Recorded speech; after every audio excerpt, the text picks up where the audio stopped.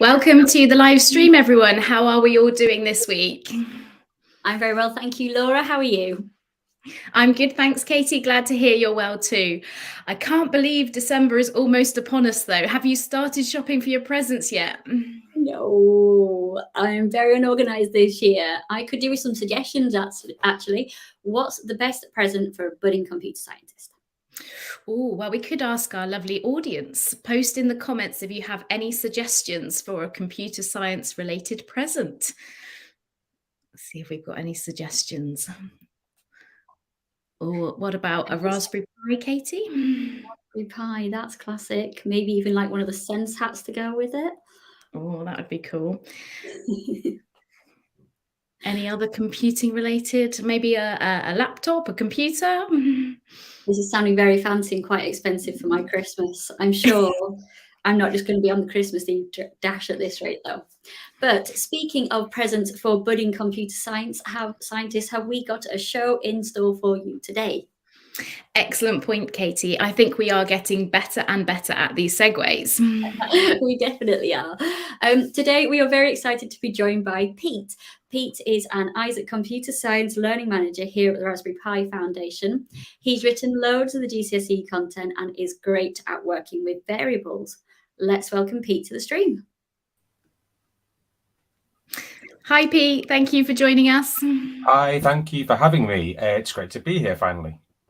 Yes, you've been working hard behind the scenes on our live streams, but this is your first time in front of the camera. What are you going to be taking us through today, Pete? So today we're going to be looking at how variables and constants are used in programs. Sounds great. And remember, everyone, if you have any questions for Pete as he's presenting, can you send them in the chat or by using the question form below? Brilliant, Pete. And if you're ready, you can take it away. Thanks, Laura.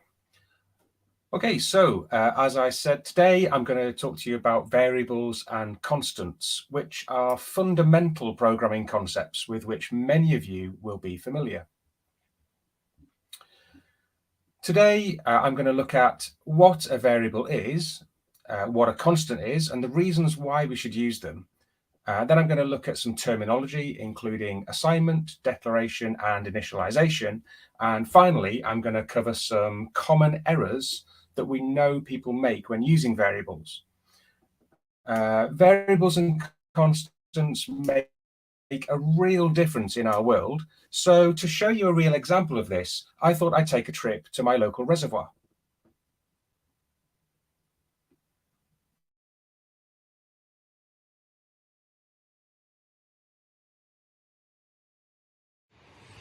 This is the Boothwood Reservoir in West Yorkshire in Northern England.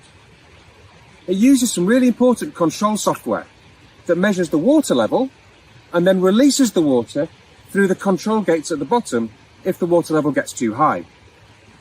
By doing this, it allows the local population to have enough water, but also it controls the flow of the river and prevents flooding. I'm going to be showing you how the system uses variables and constants in order to carry out its job.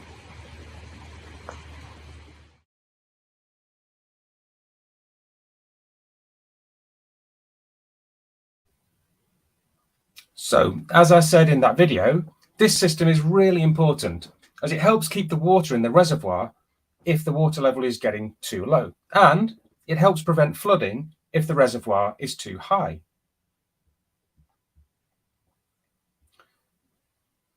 The system needs a program to control the reservoir gates. So let's think about a small part of that program.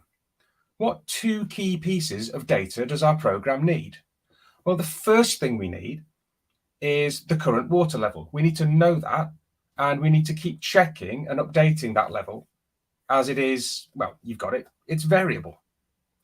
Let's call this variable res level. Now, add a comment to YouTube here to answer this question. What could make the value of this change? So what could make the value of res level change? And let's see if we get any comments. I'll just give it a few seconds for anything to come in.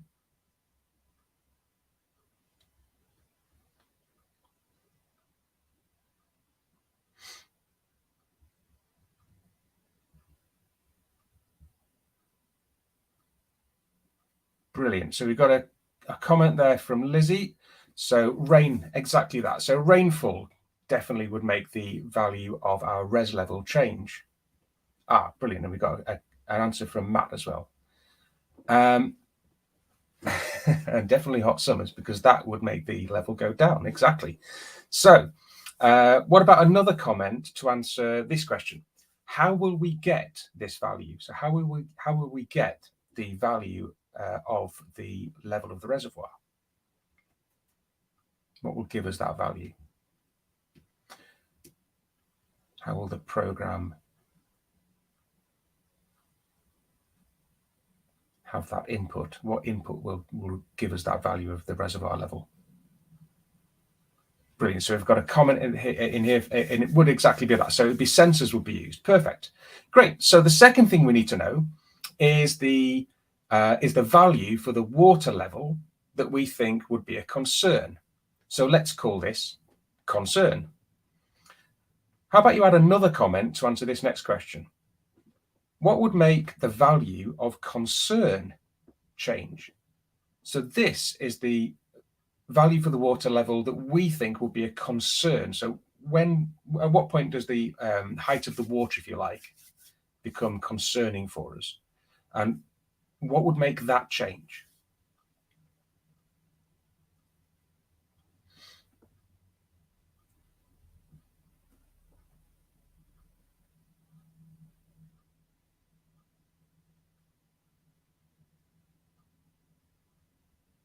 Brilliant. So we've got another comment there. Exactly that. So it would be the change in whatever is considered safe. So what's the safe level? So maybe the things that could change to allow that to happen would be maybe the reservoir could be structurally compromised, or maybe it would be strengthened in some way by engineers, or perhaps downstream there's a river that could become more narrow or perhaps widen. But whatever is assessed to be a concerning level would have to be updated by a programmer as they go about maintaining the code for the system. So this value would not be updated by the program itself, and until it is updated by a programmer, it remains a constant value. So a variable is just a named container. Essentially, it's a signpost to a memory location. It holds one value and it can only be changed by the program. So if we contrast that with a constant is essentially the same thing as a variable. It's a container for data, and it's again a signpost to a memory location. But what makes a constant special is that it cannot be changed by the program. It can only be changed by the programmer. So again, a variable can only be changed by the program, whereas a constant cannot be changed by the program. It can only be changed by the programmer.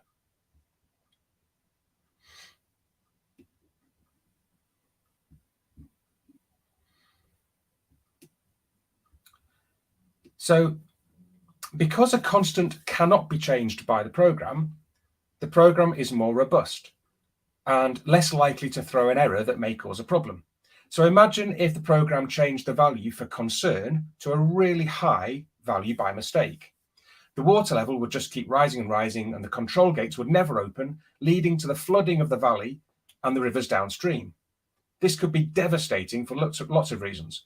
So one important point that we've got to that I'll make again and again during this is that Python doesn't have any such thing as a constant. So there is no such thing as a constant in Python.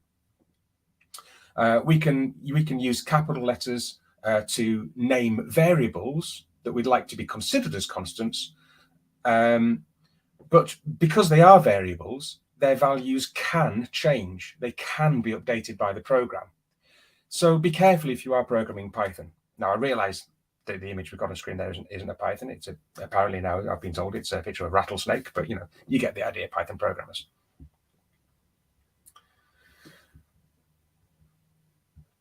So, okay, so let's have a look at the algorithm for our reservoir control system. So here's the algorithm written in Python. So we have two levels. We've got res level and we've got concern. And hopefully you can see that if the level of the reservoir becomes greater than the level that we've set as a concern, then the control gates are going to open, and that's going to allow some water to flow out. Those of you with a keen eye will have noticed that I haven't yet created the res level variable or the concern constant. And some of you will know that this would cause an error. So let's add in the variable and constant that we're using. Okay, so on lines 1 and 2, we now have our two values. We've got concern and we've got res level. And I've set the concern level value to 10. Just so you know, the reservoir is 46 meters deep in places, but I've used 10 as it might be that our sensor measures the distance from the top of the barrier to the top of the water level. And 10 meters seems like a nice safe level to keep the water below the barrier, especially because I live in the valley below it. Remember, there's no such thing as a constant in Python, but it's good practice to capitalize the names of constants so they stand out to other programmers, and hopefully that will make sure that those programmers don't update the value by mistake.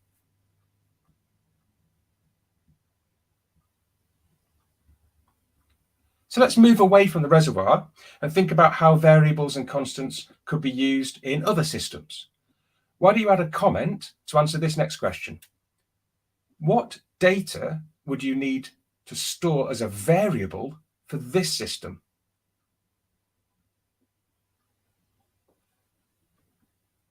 Hopefully you can see that this is a speed camera for a road. So what data would you need to store as a variable for this system? What data does this system need to measure and change? Great, so we've got an answer there from Fergus. Thanks, Fergus. So yeah, so speed, and it is brilliant, Matt. So the speed of the passing car, perfect. So what about another comment? If you add another comment to answer this next question, what data would you need to store as a constant for this system? So what's going to remain the same all the way through?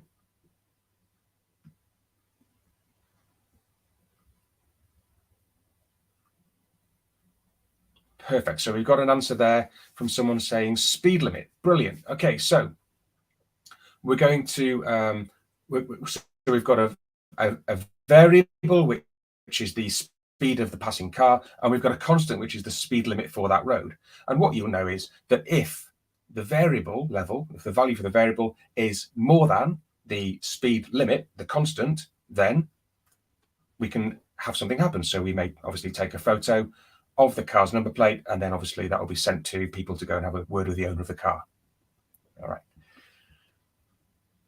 What about this one then? So what about the system embedded in this device? So why don't you add a comment to answer this next question?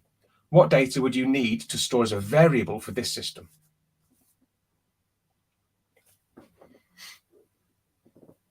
So what do we need to measure? So a bit like we measured the speed of the car before and we measured the reservoir level, what would we need to constantly measure in this system and keep as a variable value?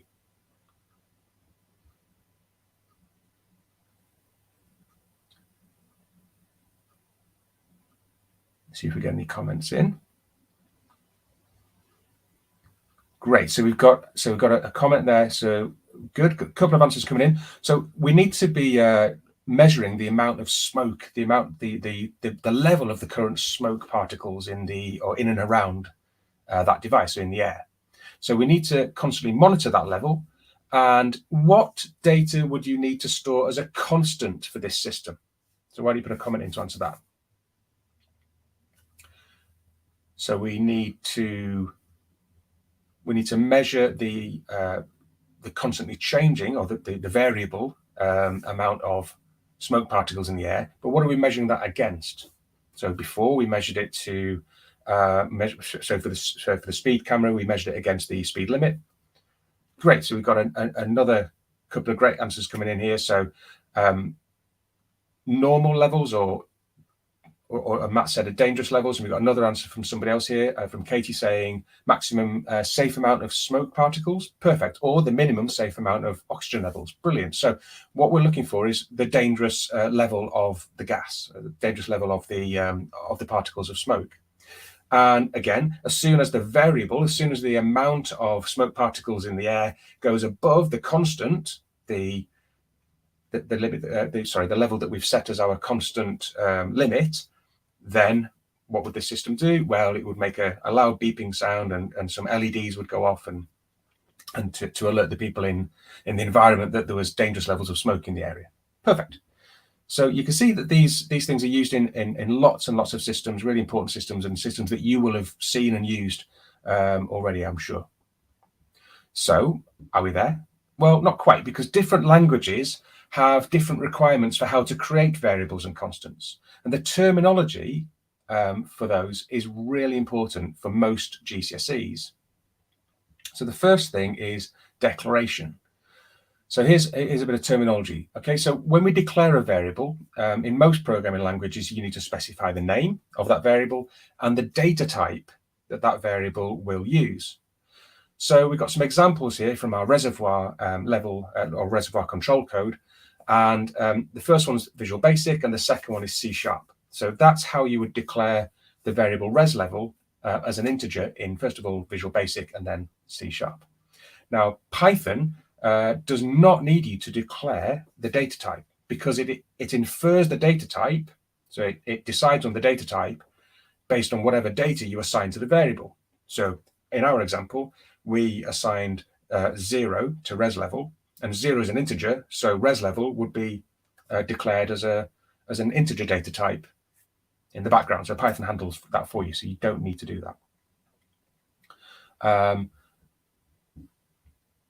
Initializing is the next thing that we need to be aware of, and this is the process of setting the first or the initial value for the container for the either variable or constant. Now, you initialize a constant, but you don't do anything with it afterwards. That's the idea, is it stays constant. In the example you've got here from this Python code, the res level is initialized to the value 0, and remember that Python will decide the data type from the value that you give the variable. So again, Python will assign or will declare in the background the res level variable as a data type integer. And the next thing that we need to be aware of is the word assignment. So once you've declared the variable and you've initialized it to a starting value, you can assign new values to that variable because we know it can be constantly changing, right? That's not great for me to say constantly changing, is it? But you know, it can always be changing because it's variable. Anyway, the point is that when we assign a new value to a variable, the value held in the container is updated. So the old value doesn't exist there anymore, and it now takes the new value. Okay, so let's have a look at some common errors that people make now. So I wonder if you can add a comment to tell me what error you can see here when this variable and this constant are being declared and initialized. So what has gone wrong here? What's the programmer done wrong here? So this is lines 1 and 2, and we are declaring and initializing the variable res level, and we are declaring and setting the constant concern. Great, Matt. Thank you. So so here the program has used a double equal sign. So the operator that they've used is a logical operator. It's the equivalence operator, rather than the assignment operator, which is this single equal sign. So that's one common mistake. The second one that people make is that's commonly made about when using variables is this. So this is another common error. So add a comment to tell me what error you can see here.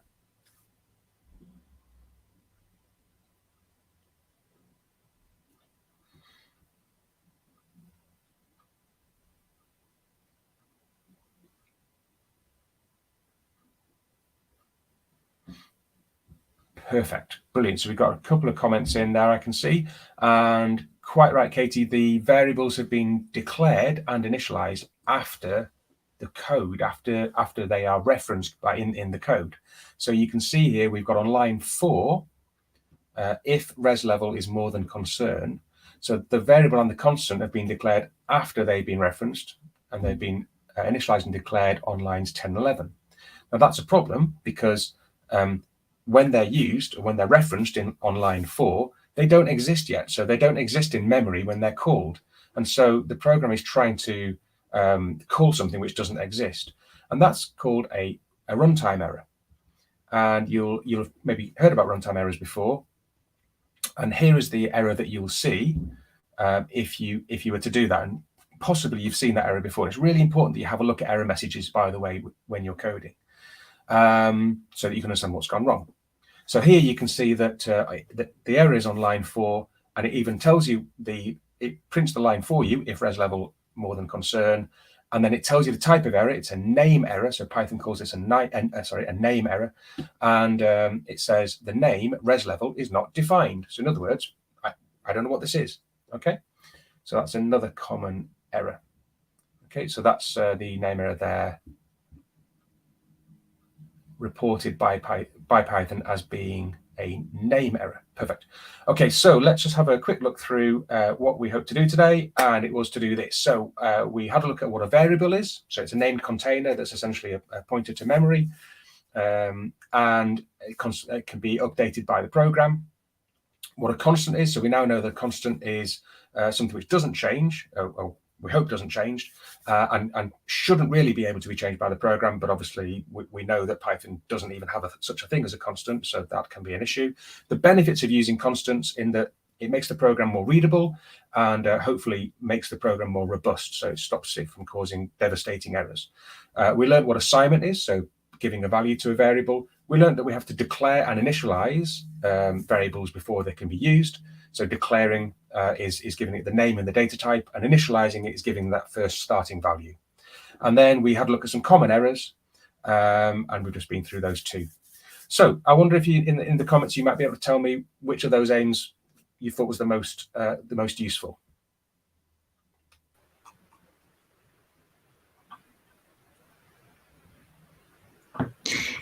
See if we get something.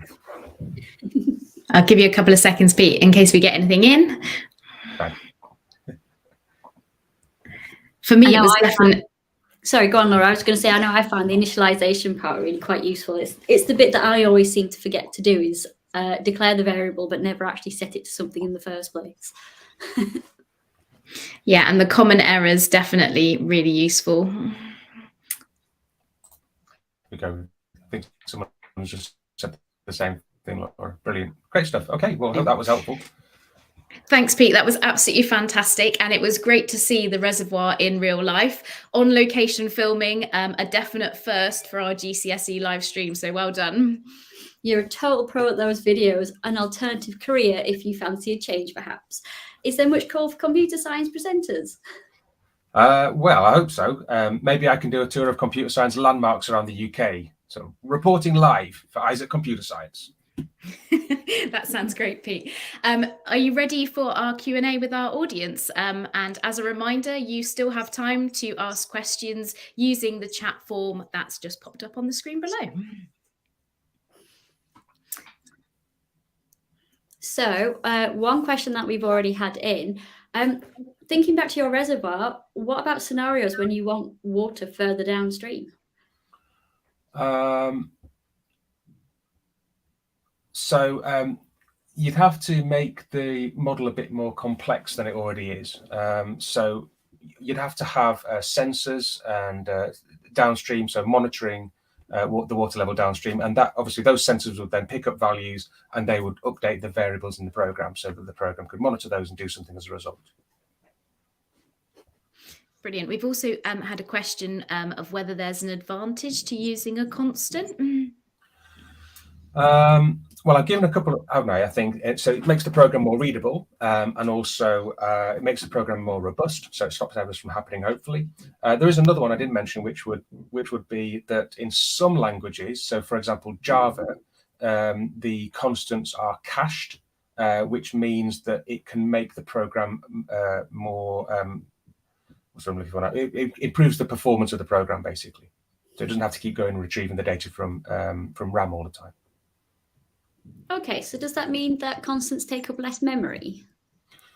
No, it's not. It's not that constants or variables take up more or less memory. They're both essentially just pointers to a memory location. What really makes the difference is the type of data that you're using, so what the data type that you've assigned to it, so and obviously how much data you're storing at that location. And in your examples, Pete, both of your constants were integers. Do they always have to be integers? No, so that is a good point there. I did only use integers as my examples, but no, if you were doing something else, for example, if you had a program that used that you wanted to add some networking into, so if you needed to access your program, your system to access Wi-Fi, for example, then you'd need to hold the Wi-Fi's SSID, so the name of the access point, and probably the name and probably the Wi-Fi password or the pre-shared key, and those would be held in the program as constants, because again, they're not going to change, and the program doesn't need to change those. Brilliant, thank you. Excellent. So you did mention about people putting the constants block like after your code, but are there any other common misconceptions with variables and constants? Well, one is just that I think that I think you've already covered, with the previous question, the fact that people think that there's some way that constants use less memory, but it's not so much that, it's more the caching that I talked about before. That's perhaps what people are thinking about. It's not that they use less memory, but it's the fact that some languages, as I said, like Java, the virtual machine will actually cache that so that it's faster access, so that it just improves the performance of the program. Excellent. Thank you very much. And thank you everyone for your questions. So our next session is a special one, a Christmas special to be exact. Yes, it's going to be a real Christmas cracker. Join us at the slightly different time of 12:15 on Friday, the 16th of December, for a festive encryption challenge. This time, the whole Isaac Computer Science GCSE team will be taking you through some of the different ciphers for the GCSE Computer Science. Thank you for joining us, Pete, and I know you're going to be joining us for the Christmas special too. I hope you've got your elf outfit ready. Well, obviously, I'm already feeling festive. And don't forget, everyone, you can book your place on our events booking page. You'll find the booking form below and in the chat. Thank you so much, Pete. We'll see you on the 16th. Thank you. Brilliant. If you want to test your knowledge on everything you've learned today, you'll find a link to this week's game board in the chat. There are also loads of hints to help you find the right answer if you're struggling with any of the questions. Let us know how you found today's session by filling out the feedback form. You can also let us know if you have any suggestions for topics which you'd like to cover or like us to cover in future sessions. Yep. Thank you so much for joining us, everyone, and we will see you next time. Bye.